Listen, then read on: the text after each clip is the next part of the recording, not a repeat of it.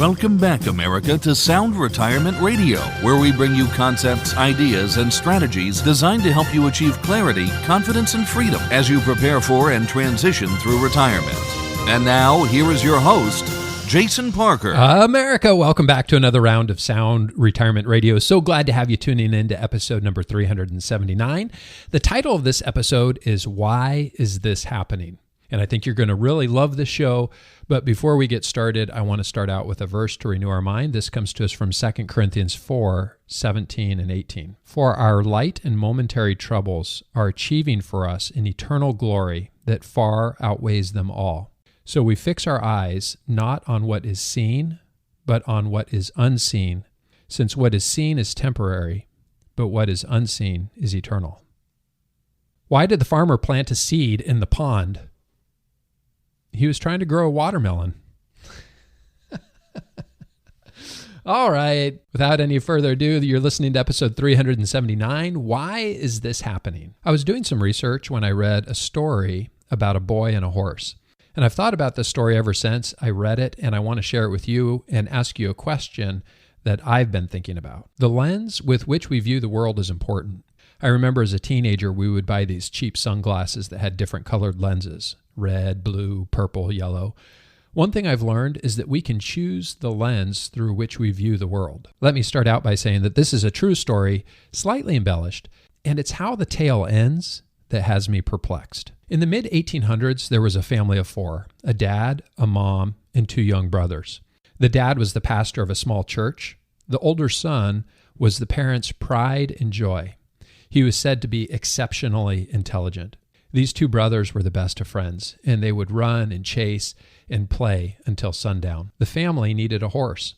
Having a horse helped them with gardening, hunting, and transportation in those days. They were a modest household with limited funds who could not afford to purchase a horse on a pastor's wages. A dear friend, who was aware of the family's desire for a horse, brought them a magnificent Arabian horse as a gift.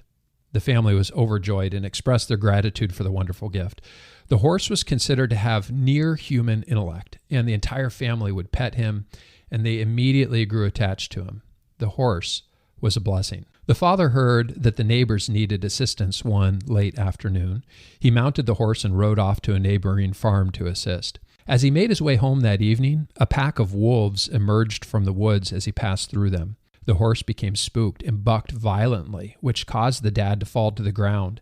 He landed in the snow and hit his head, knocking him unconscious. The horse was a curse. The horse ran as fast as it could back to the farm where the mom and boys were waiting for their return.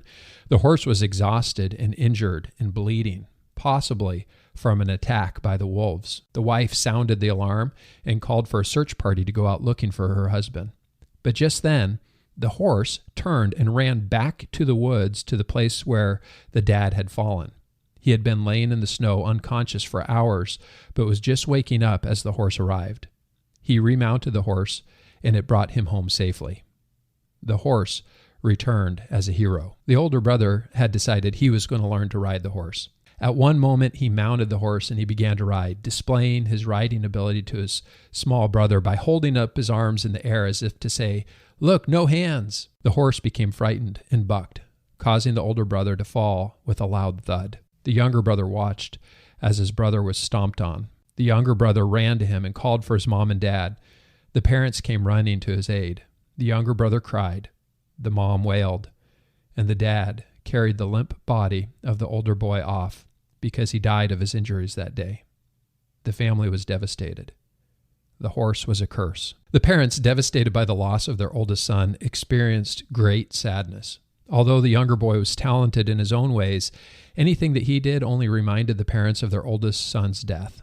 As a consequence, the younger boy grew up feeling insecure and unsure of himself. He was frequently on his own, anxious, and afraid. The terrible sight of his brother being injured and killed by a horse had remained so vivid that the younger boy noted that the visual impact had lost none of its power 50 years later. The little boy said he spent a lot of time alone. When he would think of that tragedy that he witnessed, it would cause him to have strong visions and remember every detail of the accident, to the point where the visions seemed real. Initially, he didn't know how to deal with these visions or how to clear them from his mind. But over time, he developed the ability to focus his mind on other things.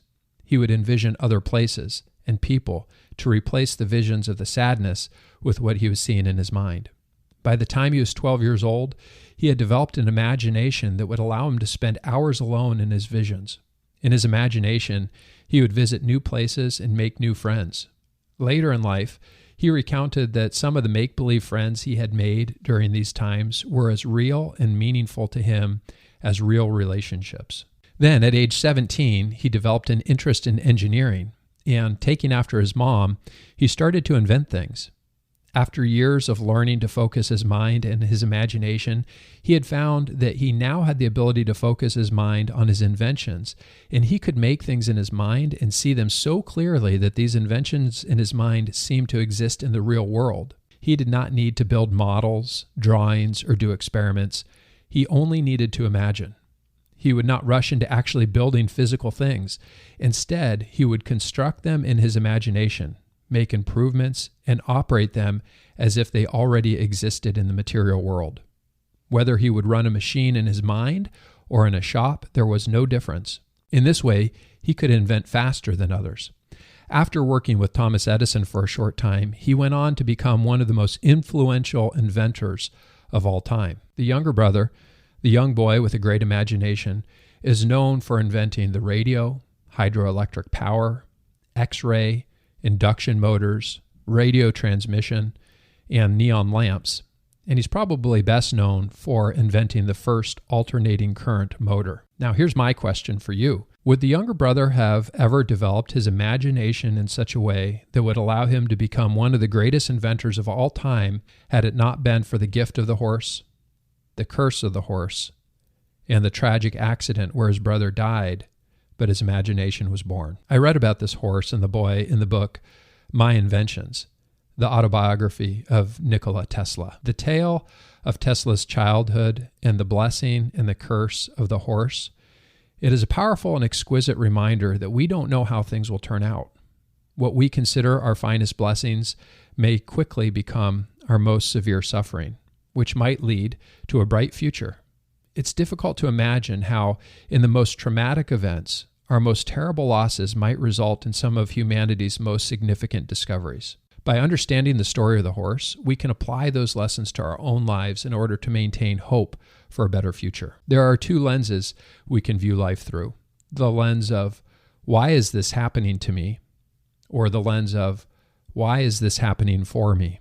Pain can transform or destroy. Is there any force more powerful than pain to inspire human transformation? We started with this verse, but I think it's appropriate to end with it. For our light and momentary troubles are achieving for us an eternal glory that far outweighs them all.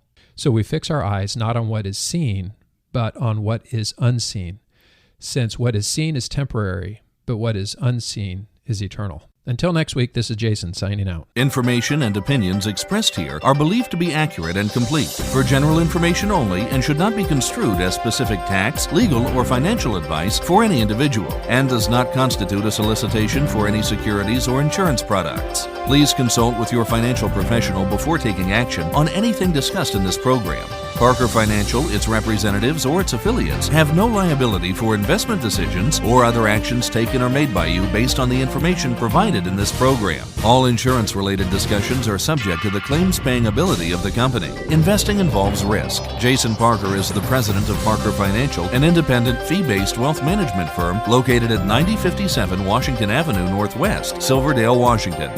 For additional information, call 1-800-514-5046 or visit us online at soundretirementplanning.com.